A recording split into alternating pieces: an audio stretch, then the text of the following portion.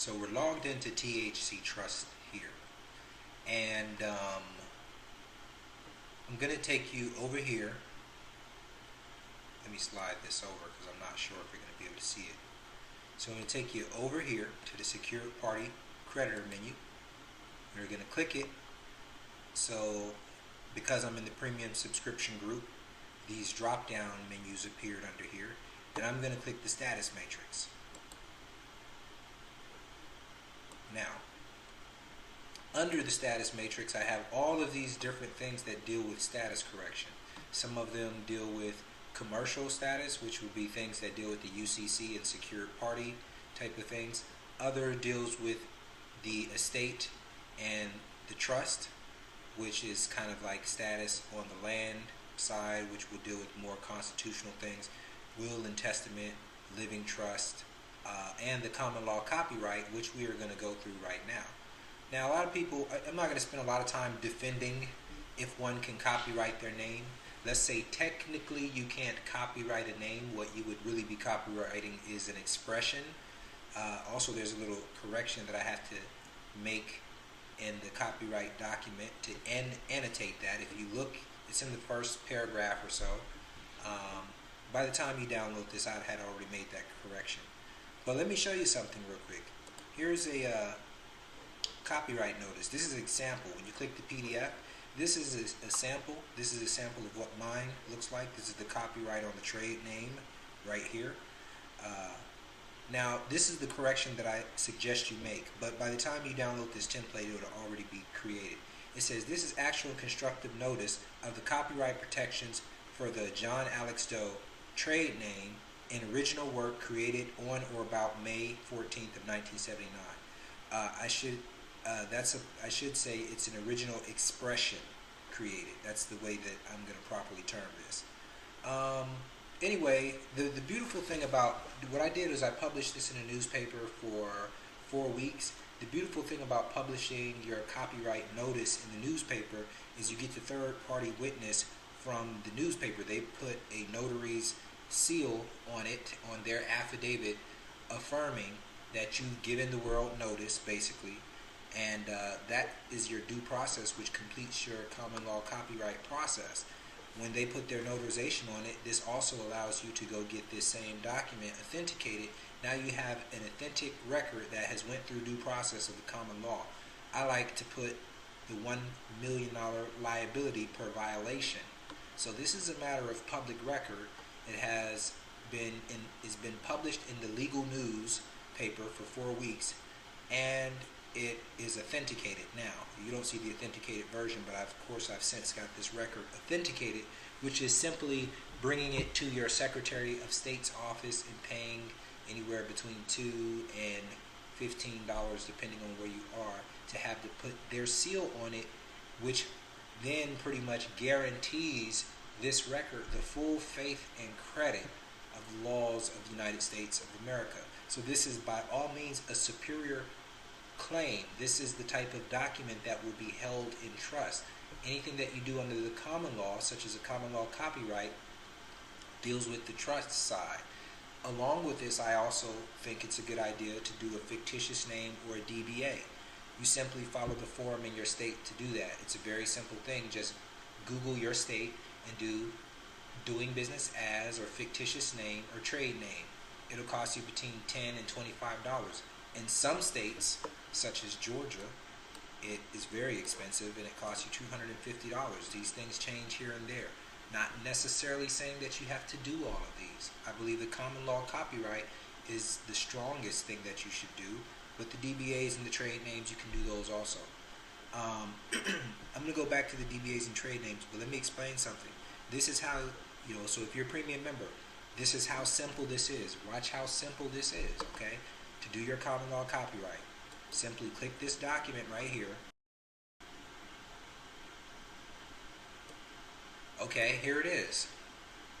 All you have to do is go in here and fill your information. Change these dates, put your information in here, read through it, make sure it makes sense. When you have it all together, your addresses and everything, you just copy it.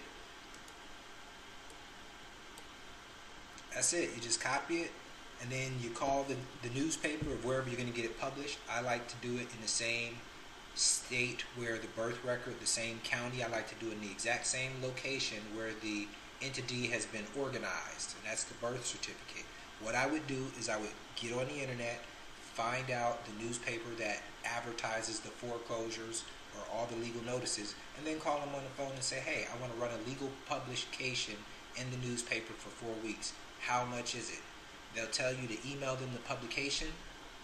All you have to do is copy this, paste it in an email, send it to them, and they're going to let you know how much it is. It varies from state to state. Sometimes it's nothing, sometimes it's very expensive. If you're not meticulous such as I am, that you care to have it done in the same state where you were born, maybe you want to feel comfortable doing it somewhere else. Me personally, I don't. I have to have it in the same county. It's just the way that I do things. Not saying that you have to, but you may shop around to get a better price depending on where you are. It's just something to consider. But anyways, that's how you do that. That's it. When it comes back, they make it all pretty. Yes, when it comes back from your newspaper, they're gonna do it like this. Now, another thing I've learned is I try to get everything, all my critical important documents, processes, I try to get them all on one page or less. I wanted this all on one page, so I really condensed the copyright contract, so to speak, and the copyright notice. But, this is fine right here. But I like them to be on one page just because it's more likely that what you've done will be taken seriously and to be given consideration and read when you have to use it. You can use this a multiplicity of ways. The scope of this video is not to get into all the different ways you can use this, but you can use this in regards to fixing your credit. You can use this as a launching point. You don't have to make the violation $1 million, but you can make it $1 million violation for the copyright infringement, especially when you already have a trust properly registered to do business in a state. And this is one of the articles, or indentured items held in trust. Public notice has already been given. You can take that, and you possibly can look at taking it quick. See, the beautiful thing about this is since due process has already been given, notice has already been given, as soon as somebody sends you some paperwork trying to exploit funds out of that name and they don't have a contract with you, it's already a violation. So you're already at the point of ledgering. You see what I'm saying? So you can use that to, slam somebody in small claims court. Take $10,000 off of your $1 million claim, or maybe the person would just run and want to settle with you.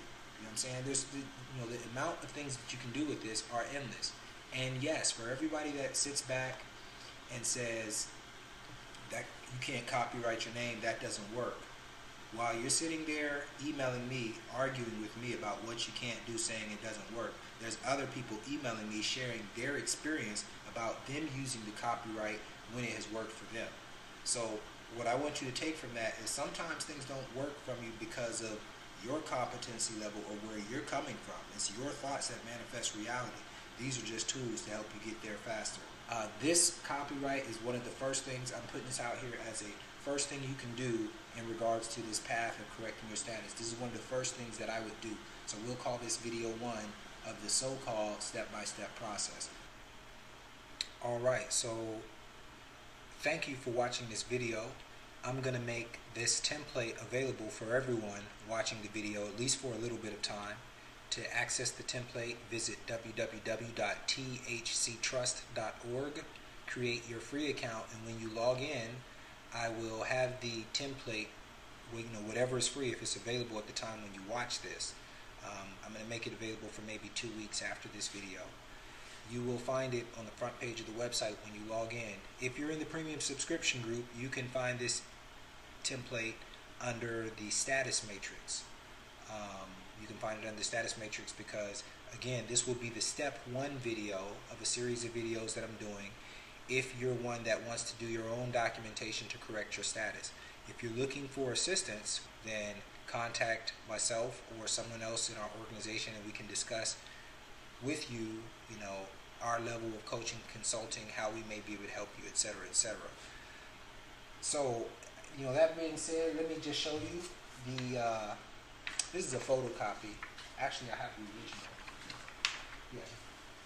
So here's the original of the common law copyright. This is the authentication.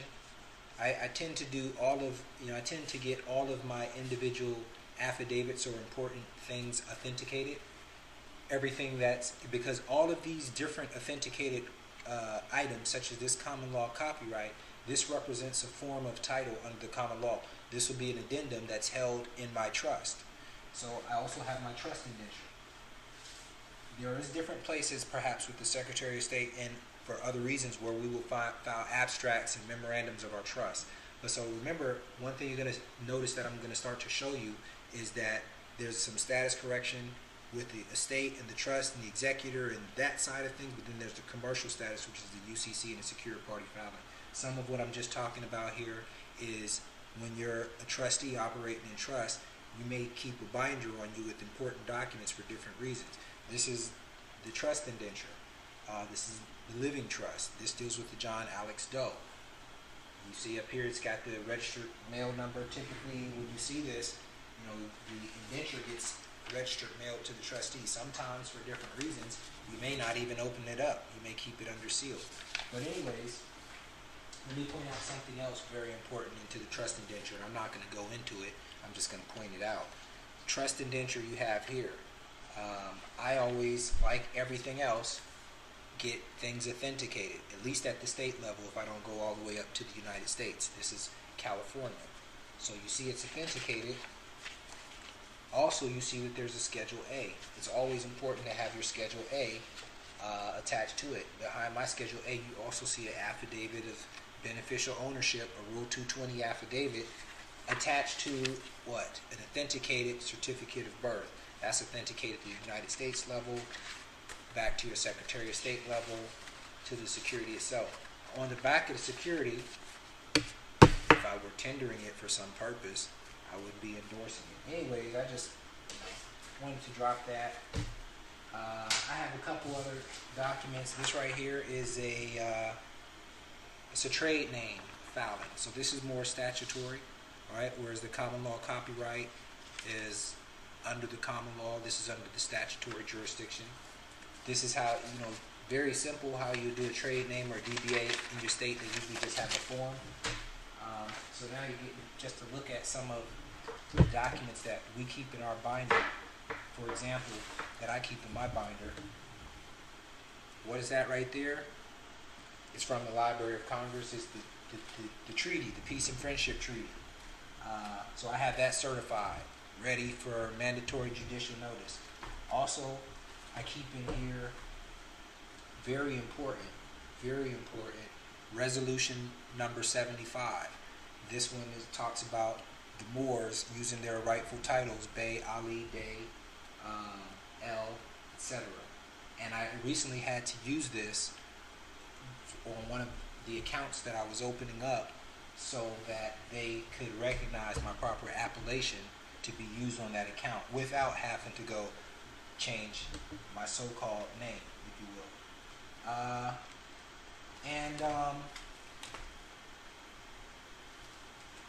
What else I have in here? Anyways, there you have it. Again, join our organization, premium subscribers. If you have a quick question to the point, you're welcome to give me a telephone call. If you need a coaching session, though, arrange a coaching session. Premium members, you are entitled to discounts for coaching sessions. Everyone else, the coaching sessions are $75 per session. It's not really on a time limit, but I don't like to go over an hour. Should be able to answer all your concerns within an hour. To schedule a coaching session, you have to go into the site, click the link that says Coaching and Consulting, follow the instructions there. Thank you for watching. I hope you enjoyed this video, and make sure you go ahead and copyright that name. Why not? Just do it.